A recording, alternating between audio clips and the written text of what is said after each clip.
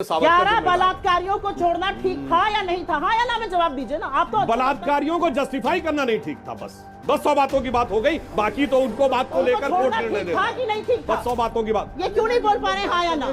सुधांशु नैतिकता है। भूतकाल की जो कार्यवाही है उसके फैमिली के मेंबर के जो कोई एक्टिविटी है वो बहुत अच्छी थी, ब्राह्मण लोग थे। द लाइव टीवी, सच सबसे आगे। भारतीय जनता पार्टी के प्रवक्ता ने आखिरकार भाजपा का असली चेहरा दिखा ही दिया। दोस्तों, भाजपा के प्रवक्ता ने माना है कि बिल्किस बानो के 11 बलात्कारियों की रिहाई भाजपा सही मानती है।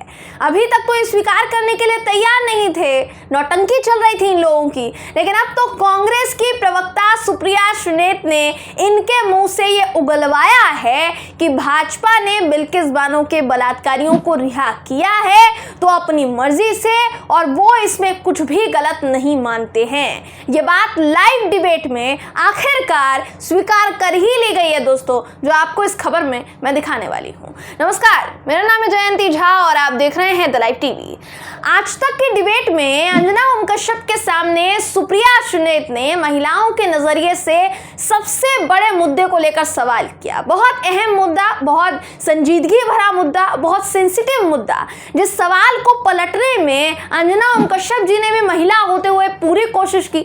वहीं दूसरी तरफ जब भाजपा के प्रवक्ता से सवाल किया गया तो भाजपा के प्रवक्ता सुधांशु त्रिवेदी जी बिलबिलाने लगे, और बिलबिलाते ही इनके मुंह से सच्चाई बाहर आ गई। भाई, आपको सबसे पहले तो मैं दिखाती हूँ दोस्तों कि सुधांशु त्रिवेदी से सुप्रिया सुनेत ने सवाल पूछा तो इनका जवाब क्या था। सुप्रिया सुनेत ने भाजपा के प्रवक्ता से पूछा कि 11 बलात्कारियों को छोड़ना ठीक था या नहीं था, इसको बीजेपी किस नजरिए से देखती है, क्या वो अपना ये फैसला सही मानती है या फिर नहीं मानती है। इस पर सुधांशु त्रिवेदी ने क्या कहा है दोस्तों, ये सुनिए, वीडियो आपको दिखा देते हैं, वीडियो देखिए आप। देश का विभाजन के लिए 11 बलात्कारियों को छोड़ना ठीक था या नहीं था? हाँ या ना में जवाब दीजिए ना। आप तो बलात्कारियों को जस्टिफाई करना नहीं ठीक था। बस 100 बातों की बात हो गई, बाकी तो उनको बात को लेकर कोर्ट निर्णय देगा। था कि नहीं ठीक था? 100 बातों की बात। ये क्यों नहीं बोल पा रहे हाँ या ना? सुधांशु नैतिकता है। जी, तो सुधांशु त्रिवेदी कह रहे हैं कि बलात्कारियों को जस्टिफाई करना सही नहीं था, बस 100 बातों की एक बात हो गई, बात खत्म। मतलब ये कहना चाह रहे हैं कि रिहाई ठीक थी ना। गुजरात सरकार ने बिल्किस के आरोपियों को रिहा करके कोई गलत काम थोड़ी ना किया है। उनको जिस तरह से जस्टिफाई किया जा रहा है वो गलत काम है भाजपा के मुताबिक। मतलब सुधांशु त्रिवेदी डिबेट में आकर एक महिला के बलात्कारियों को रिहा करने के फैसले को गलत नहीं ठहरा पा रहे हैं दोस्तों। इससे आप क्या समझेंगे बताइए?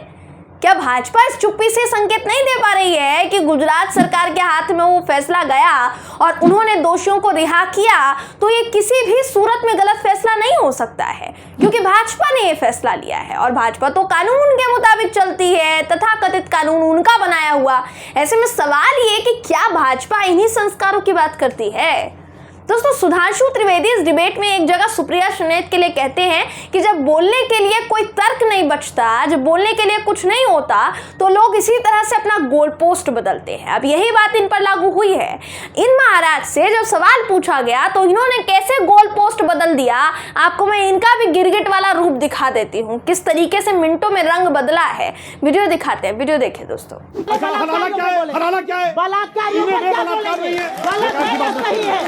चलिए अगला सवाल पूछते हैं। प्लीज आपके अंदर इतनी नैतिकता नहीं है कि आप हाँ या कुछ सवाल लेते कुछ सवाल लेते बोलिए, 4 बीवी का बोलिए हाँ या ना। आप बताइए हाँ या ना। बलात्कार हाँ या ना।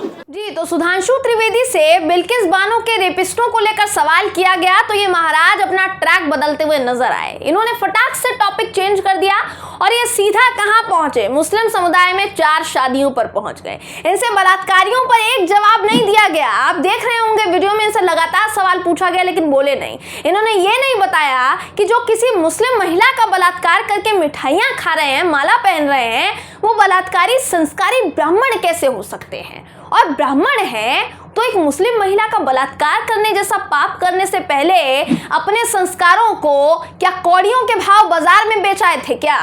ऐसी सड़क छाप घटिया निचले दर्जे की राजनीति हो रही है बीजेपी शासित राज्यों में, फिर भी इनको शर्म नहीं आती। बावजूद इसके इनसे बस कोई सवाल ना पूछ ले सवाल पूछेंगे ना अगर आप, तो उल्टा आप पर ही ठीकरा फोड़ देंगे लोग। यही वो लोग हैं दोस्तों जो एक बलात्कार की पीड़िता को ही गलत साबित करने में दिलो जान से जुट जाते हैं। इनके मुताबिक वो शख्स सही होता है जिसकी नीयत गंदी होने की वजह से उसने रेप किया, उसने बलात्कार किया। तो ऐसे लोग अगर बलात्कारियों को रिहा करने में कोई खराबी ना माने, फिर तो कोई भी आपत्ति नहीं होनी चाहिए, क्योंकि इनसे आप और क्या उम्मीद लगा सकते हैं। नहीं, इनके मुंह से आपको उन रेपिस्ट के लिए संस्कारी शब्द सुनने को मिलेगा, वो भी किसके मुंह से? बीजेपी के नेताओं के मुंह से सुनने को मिलेगा। दोस्तों मैं आपको बताना चाहूंगी कि भाजपा सरकारें या उसके नेतागण इस फैसले का विरोध क्यों नहीं कर रहे हैं, आखिर उनका जमीर जवाब क्यों नहीं दे रहा है कि हम इसका विरोध करें। सबसे बड़ा कारण समझिए, सबसे बड़ा कारण यह है कि इन बलात्कारियों के केस में कोर्ट ने राज्य सरकार से जो कमेटी बनाने के लिए कहा था, जिस कमेटी का गठन करने के लिए कहा था, उस कमेटी में बीजेपी के नेता भी शामिल थे, जिनका वीडियो भी बड़ा वायरल हो चुका है। इस वीडियो में बीजेपी नेता उन बलात्कारियों को संस्कारी ब्राह्मण बताते हुए नजर आए हैं। आपको मैं भाजपा विधायक सीके राहुल का वीडियो दिखाती हूँ दोस्तों, जो इस कमेटी का हिस्सा थे, ऐसा जनसत्ता की रिपोर्ट कहती है। ये वीडियो आपको दिखा देते हैं, वीडियो देखिए आप।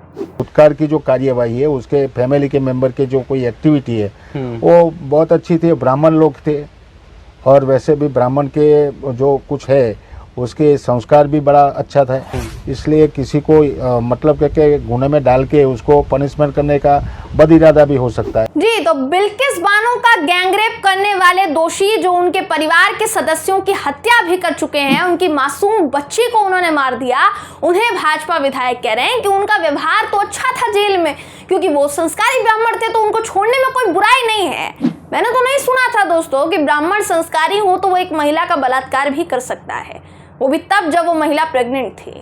ब्राह्मण की परिभाषा मैंने आज तक सुनी नहीं थी। इतनी घिनौनी हरकत के बाद भी अगर बीजेपी या इसके प्रवक्ता टीवी डिबेट में इन दोषियों की रिहाई को सही या गलत नहीं बता पा रहे हैं, तो वाकई देश बहुत गलत हाथों में जा चुका है। अब ये फैसला बीजेपी को भारी पड़ेगा और निश्चित तौर पर पड़ेगा। अगर एक महिला के दर्द को एक महिला ने पहचान लिया ना, तो गुजरात विधानसभा चुनाव में बीजेपी किक आउट हो सकती है दोस्तों, जिसकी पूरी संभावनाएं जताई जा रही हैं। पर फिर भी अब देखना सिर्फ ये है कि प्रधानमंत्री नरेंद्र मोदी जी गुजरात जाकर इस पर क्या स्पष्टीकरण देते हैं, कौन सा नया हवाला देकर आते हैं, क्योंकि प्रधानमंत्री नरेंद्र मोदी ने इन दोषियों की रिहाई वाले दिन ही लाल किले की प्राचीर से चढ़कर महिला सशक्तिकरण, नारी सम्मान पर बड़ी बड़ी बातें कही थी, बड़े बड़े मुद्दे बताए थे कि महिला का सम्मान करो, ये वो फलाना ढिमकाना। ऐसे में आखिर इस बार मोदी जी अपने बयान पर पलटी मारते हैं, तो ये इनके लिए विधानसभा चुनाव में खतरे की घंटी साबित जरूर होगा। पिछली बार तो प्रधानमंत्री नरेंद्र मोदी ने बीजेपी की लाज बचा ली थी दोस्तों। इस बार बिल्किस के आरोपियों को रिहा करने वाले फैसले ने गुजरात में क्या पूरे देश में तहलका मचाया हुआ है। इनकी जो थू-थू करवाई है, उसके बाद तो यही देखना जरूरी हो जाएगा कि प्रधानमंत्री नरेंद्र मोदी जी इस बार जब गुजरात जाएंगे तो कौन सी अस्मिता का हवाला देकर आएंगे और किस मुंह से देंगे, क्योंकि जब यह मामला सामने आया था तो गुजरात में भाजपा की सरकार थी। नरेंद्र मोदी जी उस वक्त गुजरात के मुख्यमंत्री थे, जिन्होंने बिल्किस बानो की कोई मदद नहीं की, उनकी सरकार में कोई मदद उनकी नहीं की गई, यहाँ तक कि सुरक्षा तक मुहैया नहीं करवाई गई। और आज क्या है वो पूरा देश देख रहा है। अब जब बिल्किस के 11 बलात्कारियों को छोड़ा गया है, तो प्रधानमंत्री नरेंद्र मोदी जी साक्षात केंद्र की सत्ता में विराजमान है, वो भी प्रधानमंत्री के तौर पर। ऐसे में सबसे बड़ा सवाल यही है कि पीएम मोदी इस बार चुनाव जीतने के लिए कौन सी हद पार करेंगे। आधी कसर तो इनकी पार्टी की सरकार और उसके नेताओं ने पूरी कर दी है ना दोस्तों, इसीलिए मैं बात कह रही हूँ। लेकिन अब पीएम मोदी बाकी की कसर को किस तरीके से पूरा करते हैं और पूरा करने के लिए क्या क्या पैतरे अपनाते हैं, ये देखना वाकई लाजमी होगा। बहरहाल इस खबर पर आपकी राय क्या है, कमेंट करके जरूर बताइएगा। वीडियो अगर आपको पसंद आया हो तो वीडियो को लाइक और शेयर करना ना भूलें। फिर मुलाकात होगी आपसे किसी ऐसी ही खबर के साथ, तब तक के लिए नमस्कार। द लाइव टीवी, सच सबसे आगे।